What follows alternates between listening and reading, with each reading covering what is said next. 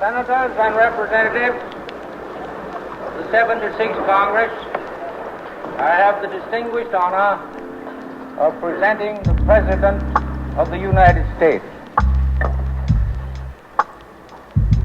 Mr. Vice President, Mr. Speaker, members of the 76th Congress. In reporting on the state of the nation, I have felt it necessary on previous occasions to advise the Congress of disturbance abroad and of the need of putting our own house in order in the face of storm signals from across the seas.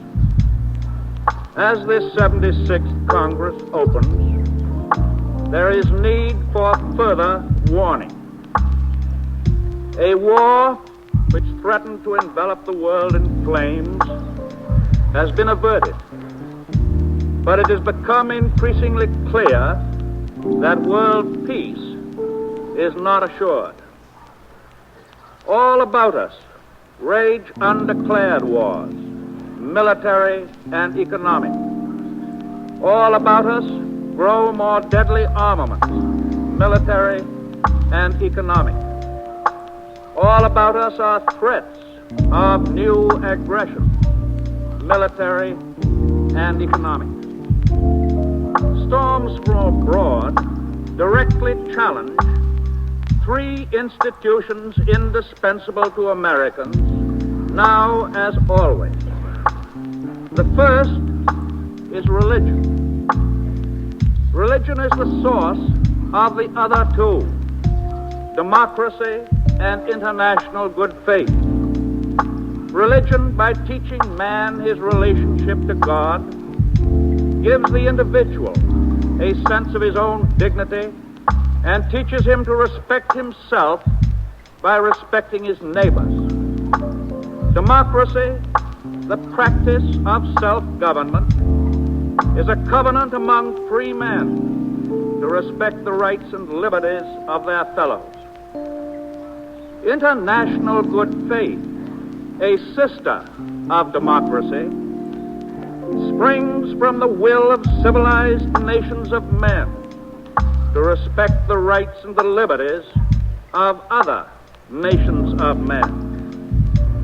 In a modern civilization, all three, religion, democracy, and international good faith, complement and support each other.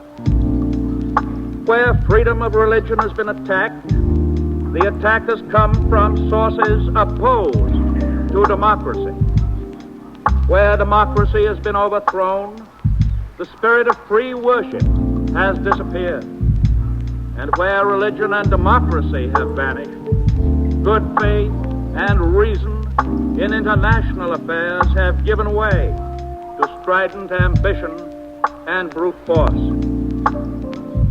An ordering of society which relegates religion, democracy, and good faith among nations to the background can find no place within it for the ideals of the Prince of Peace. The United States rejects such an ordering and retains its ancient faith.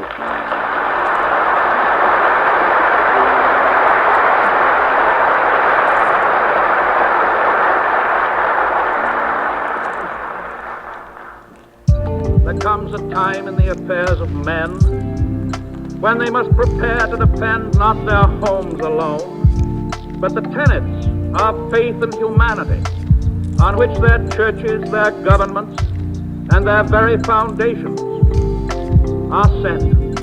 The defense of religion, of democracy, and of good faith among nations is all the same fight. To save one, we must now make up our minds to save all.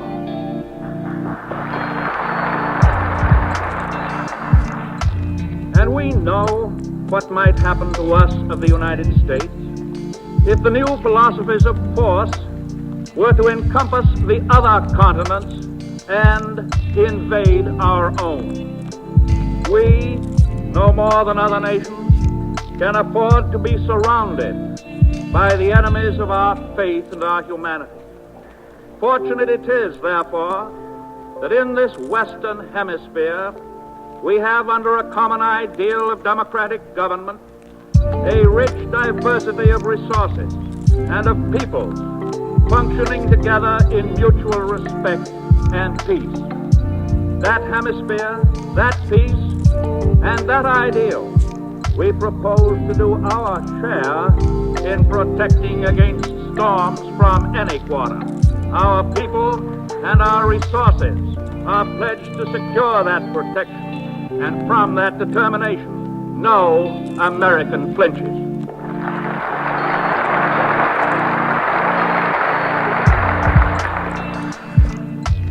This by no means implies that the American republics disassociate themselves from the nations of other continents. It does not mean the Americas against the rest of the world. We, as one of the republics, reiterate our willingness to help the cause of world peace. We stand on our long historic offer to take counsel with all other nations of the world to the end that aggression among them may be terminated, that the race of armaments cease, and that commerce be renewed. But the world has grown so small and weapons of attack so swift that no nation can be safe in its will to peace so long as any other powerful nation refuses to settle its grievances at the council table. For if any government bristling with implements of war insists on policies of force, weapons of defense give the only safety. In our foreign relations, we have learned from the past what not to do. From new wars, we have learned what we must do. We have learned that effective timing of defense and the distant points from which attacks may be launched are completely different from what they were 20 years ago. We have learned that survival cannot be guaranteed by arming after the attack begins, for there is new range, new speed to offense. We have learned that long before any overt military act, aggression begins with preliminaries of propaganda, subsidized penetration, the loosening of ties of goodwill, the stirring of prejudice, and the incitement to disunion. We have learned that God-fearing democracies of the world, which observe the sanctity of treaties and good faith in their dealings with other nations, cannot safely be indifferent to international lawlessness anywhere.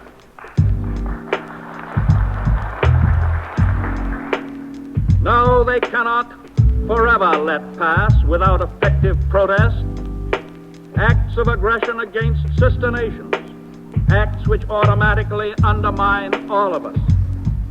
Obviously, they must proceed along practical, peaceful lines. But the mere fact that we rightly decline to intervene with arms to prevent acts of aggression does not mean that we must act as if there were no aggression at all. Words may be futile, but war is not the only means of commanding a decent respect for the opinions of mankind. There are many methods, short of war, but stronger and more effective than mere words, of bringing home to aggressor governments the aggregate sentiments of our own people. At the very least, we can and should avoid any action or any lack of action which will encourage, assist, or build up an aggressor. We have learned that when we deliberately try to legislate a neutrality, our neutrality laws may operate unevenly and unfairly, may actually give aid to an aggressor and deny it to the victim. The instinct of self-preservation should warn us that we ought not to let that happen anymore.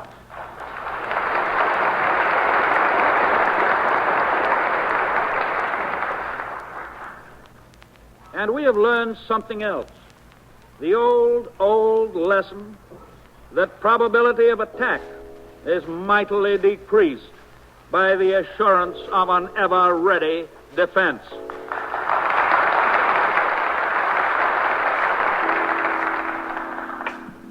Since 1931, nearly 8 years ago, world events of thunderous import have moved with lightning speed.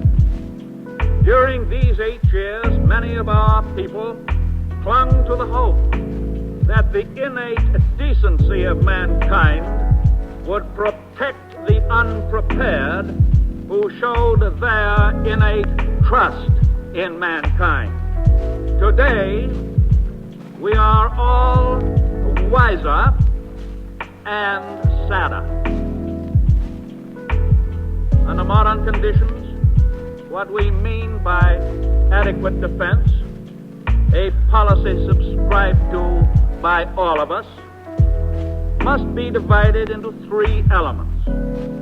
First, we must have armed forces and defenses strong enough to ward off any sudden attack against strategic positions and key facilities.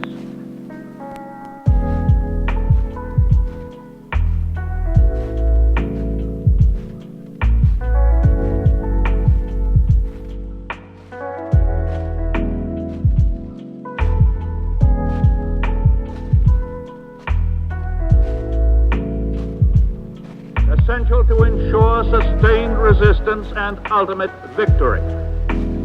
Secondly, we must have the organization and the location of those key facilities so that they may be immediately utilized and rapidly expanded to meet all needs without danger of serious interruption by enemy attack. In the course of a few days, I shall send to you a special message making recommendations for those two essentials of defense against danger which we cannot safely assume will not come. If these first two essentials are reasonably provided for, we must be able confidently to invoke the third element, the underlying strength of citizenship, the self-confidence, the ability, the imagination, and the devotion that give the staying power to see things through. A strong and united nation may be destroyed if it is unprepared against sudden attack, but even a nation well armed and well organized from a strictly military point of view may, after a period of time, meet defeat if it is unnerved by self-distrust, endangered by class prejudice, by dissension between capital and labor, by false economy, and by other unsolved social problems at home. In meeting the troubles of the world, we must meet them as one people, with a unity born of the fact that for generations those who have come to our shores, representing many kindreds and tongues, have been welded by common opportunity into a united patriotism. If another form of government can present a united front in its attack on a democracy, the attack must and will be met by a united democracy. Such a democracy can and must exist in the United States.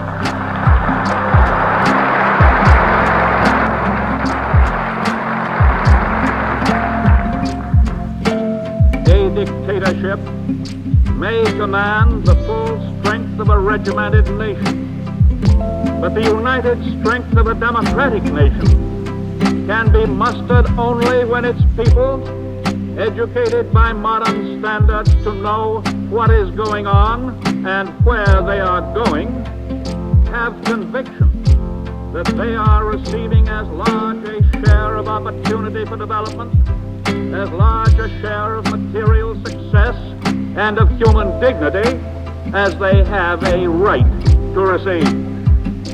Our nation's program of social and economic reform is therefore a part of defense, a part as basic as armaments themselves.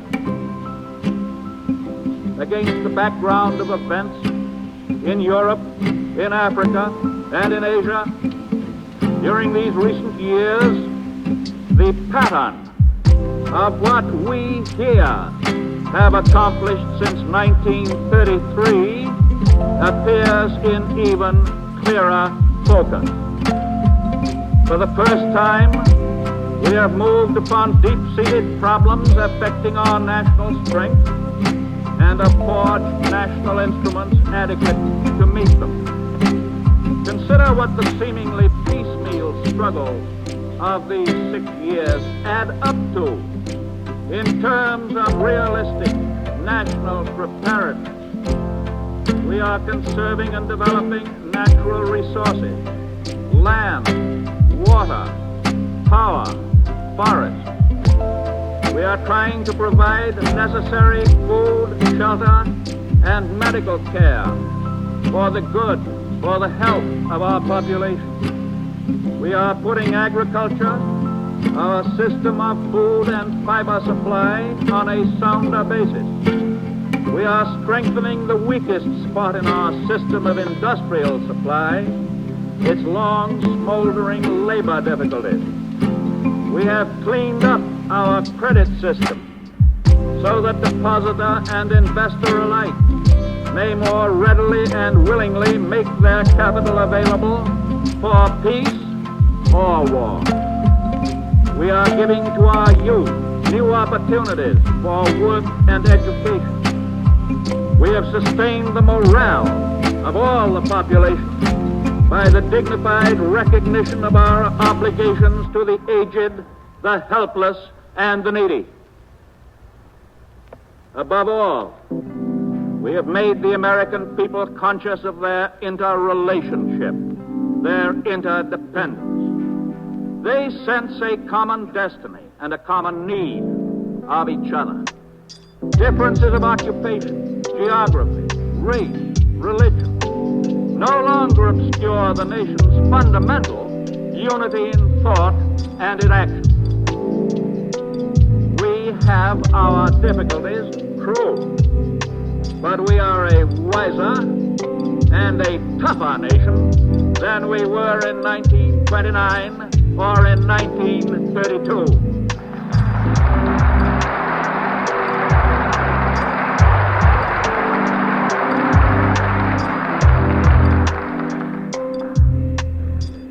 Never have there been 6 years of such far-flung internal preparedness in all our history. And this has been done without any dictator's power to command, without conscription of labor or confiscation of capital, without concentration camps, and without a scratch on freedom of speech, freedom of the press, or the rest of the Bill of Rights.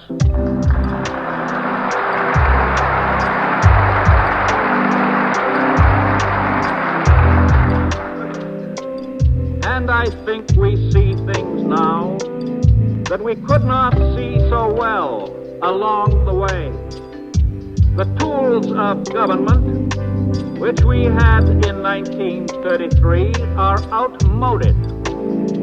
We have had to forge new tools for a new role of government operating in a democracy, a role of new responsibility for new needs and increased responsibility for old needs long neglected. Some of these tools had to be roughly shaped and still need machining down. Many of those who fought bitterly against the forging of these new tools welcome their use today. The American people as a whole have accepted them the nation looks to the Congress to improve the new machinery which we have permanently installed, provided that in the process the social usefulness of the machinery is not destroyed or impaired.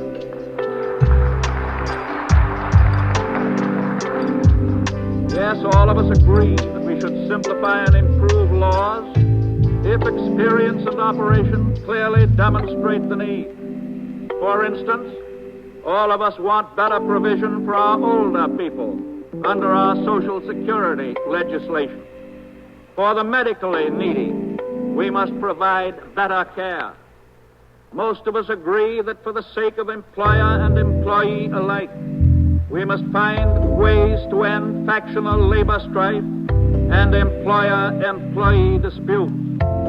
Most of us recognize that none of these tools can be put to maximum effectiveness unless the executive processes of government are revamped, reorganized, if you will, into more effective combinations.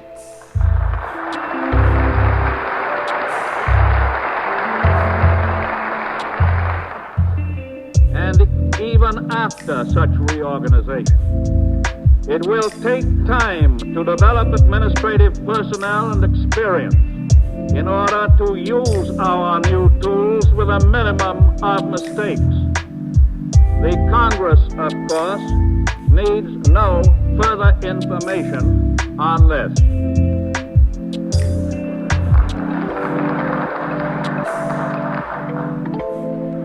With this exception of legislation to provide greater government efficiency, and with the exception of legislation to ameliorate our railroad and other transportation problems, the past 3 Congresses have met in part or in whole the pressing need of the new order of things.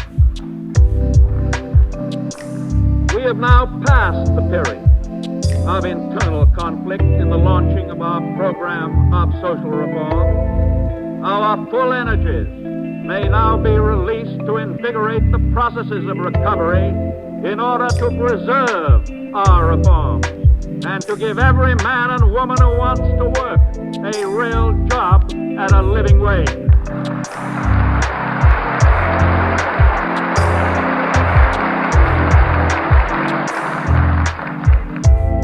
But time is of paramount importance. The deadline of danger from within and from without is not within our control. The hourglass may be in the hands of other nations. Our own hourglass tells us that we are off on a race to make democracy work so that we may be efficient in peace and therefore secure in national defense. This time element forces us to still greater efforts to attain the full employment of our labor and our capital. The first duty of our statesmanship is to bring capital and manpower together. Dictatorships do this by main force. By using main force, they apparently succeed at it for the moment. However, we abhor their methods. We are compelled to admit that they have obtained substantial utilization of all their material and human resources. Like it or not, they have solved, for a time at least, the problem of idle men and idle capital. Can we compete with them by boldly seeking methods of putting idle men and idle capital together, and at the same time remain within our American way of life, within the Bill of Rights, and within the bounds of what is, from our point of view, civilization itself? We suffer from a great unemployment of capital. Many people have the idea that as a nation we are overburdened with debt and are spending more than we can afford. That is not so. Despite our federal government expenditures, the entire debt of our national economic system, public and private together, is no larger today than it was in 1929, and the interest thereon is far less than it was in 1929.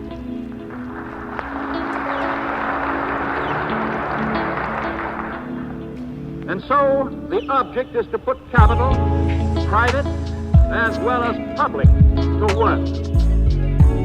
We want to get enough capital and labor at work to give us a total turnover of business, a total national income of at least $80 billion a year.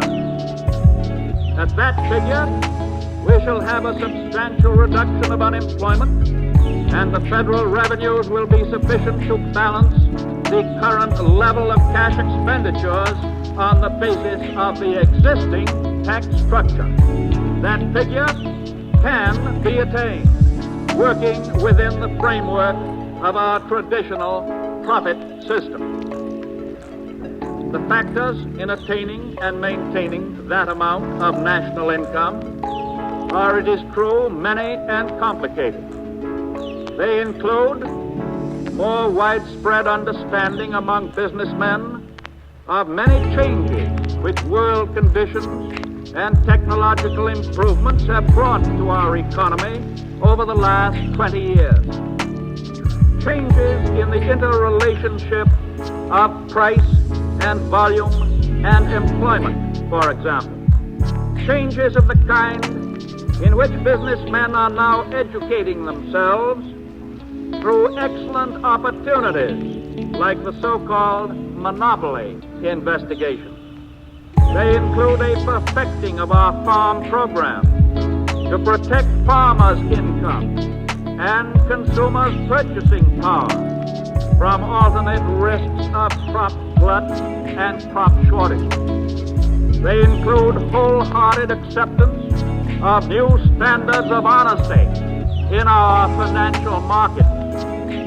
They include reconcilement of enormous antagonistic interests, some of them long in litigation, in the railroad and the general transportation field. They include the working out of new techniques, private, state, and federal, to protect the public interest in and to develop wider markets for electric power.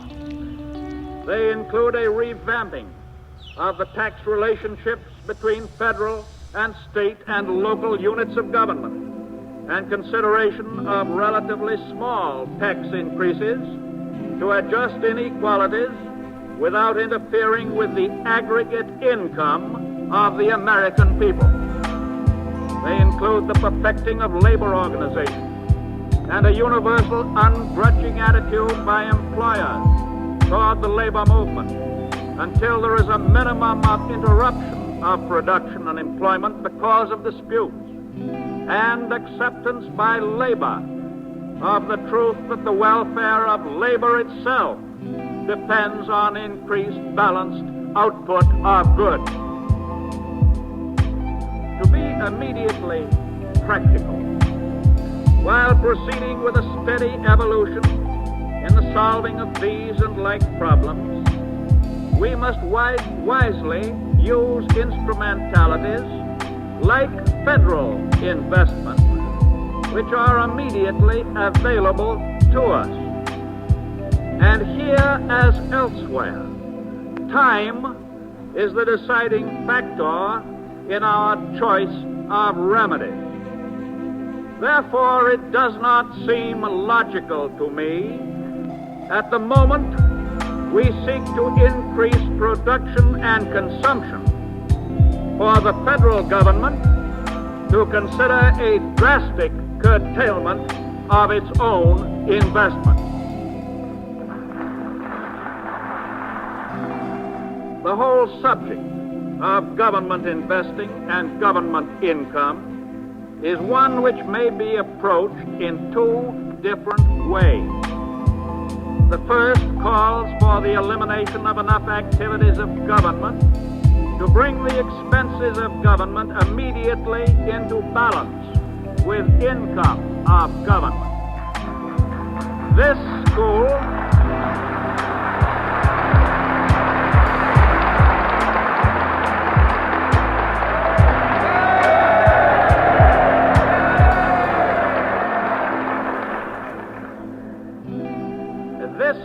of thought maintains that because our national income this year is only $60 billion, ours is only a $60 billion country.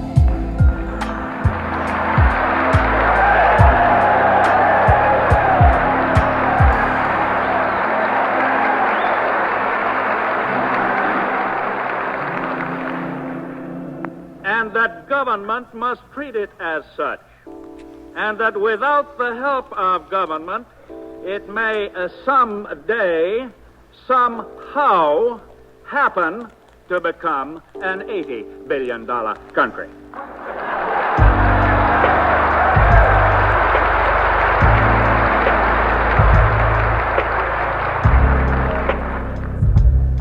And an important point.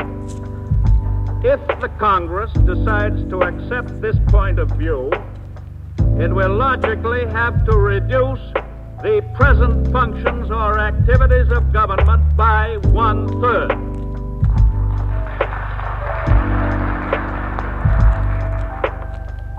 Not only will the Congress have to accept the responsibility for such reduction, but the Congress will have to determine which activities are to be reduced.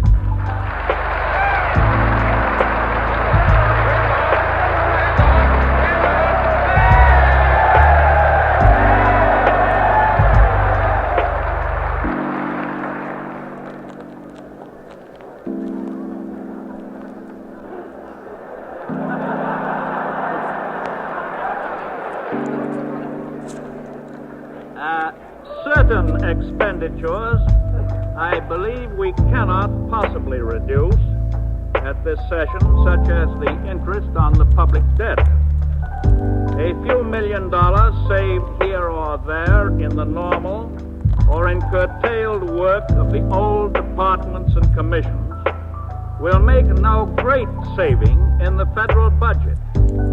Therefore, the Congress would have to reduce drastically some of certain large items, very large items, such as aids to agriculture and soil conservation, veterans' pensions, flood control, highway aid, waterways, and other public works, grants for social and health security, civilian conservation corps activities, relief for the unemployed, or national defense itself.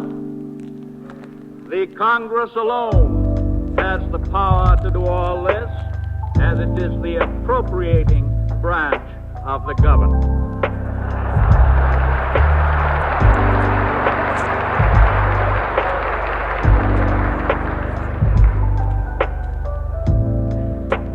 The other approach to the question of government spending takes the position that this nation ought not to be and need not be only a $60 billion nation. That at this moment it has the men and the resources sufficient to make it at least an $80 billion nation. This school of thought does not believe that it can become an $80 billion nation in the near future if government cuts its operations by 1/3. It is convinced that if we were to try it, we would invite disaster, and that we would not long remain even a $60 billion nation. There are many complicated factors with which we have to deal, but we have learned that it is unsafe to make abrupt reductions at any time in our net expenditure program. By our common sense action of resuming government activities last spring, we have reversed a recession and started the new rising tide of prosperity and national income, which we are now just beginning to enjoy. If government activities are fully maintained, there is definitely good prospect of our becoming an $80 billion country in a very short time. With such a national income, present tax laws will yield enough each year to balance each year's expenses. It is my conviction that down in their hearts, the American public, industry, agriculture, finance, wants this Congress to do whatever needs to be done to raise our national income to $80 billion a year.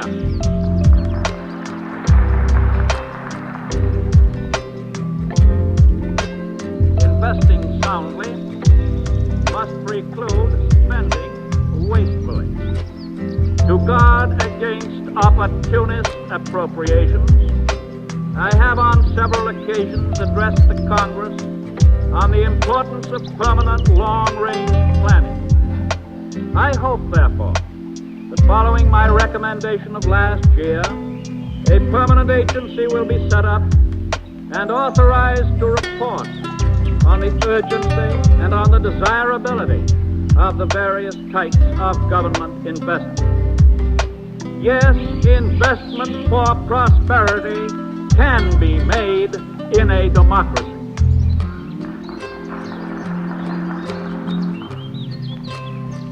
I hear some people say, this is all so complicated. There are certain advantages in a dictatorship. It gets rid of labor trouble. It gets rid of unemployment, of wasted motion, and of having to do your own thinking. My answer is yes, but it also gets rid of some other things which we Americans intend very definitely to keep, and we still intend to do our own thinking.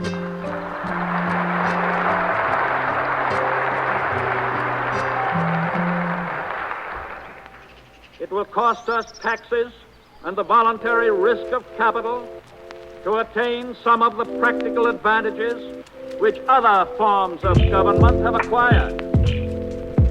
Dictatorship, however, involves costs which the American people will never pay.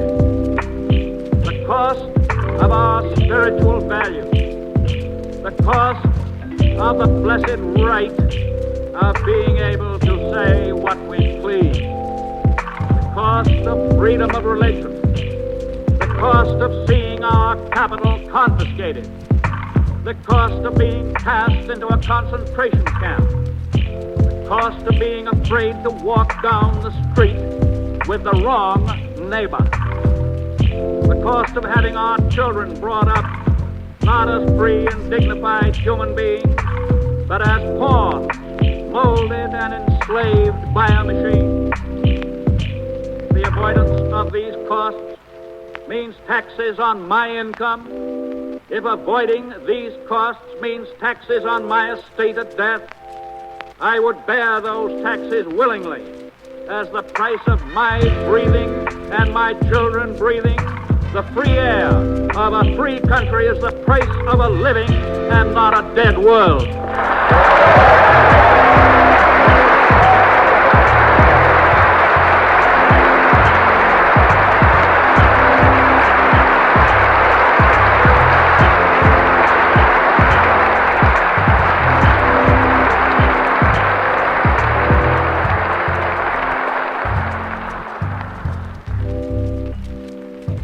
Events across the seas have made it increasingly clear to the American people that dangers within are less to be feared than dangers from without.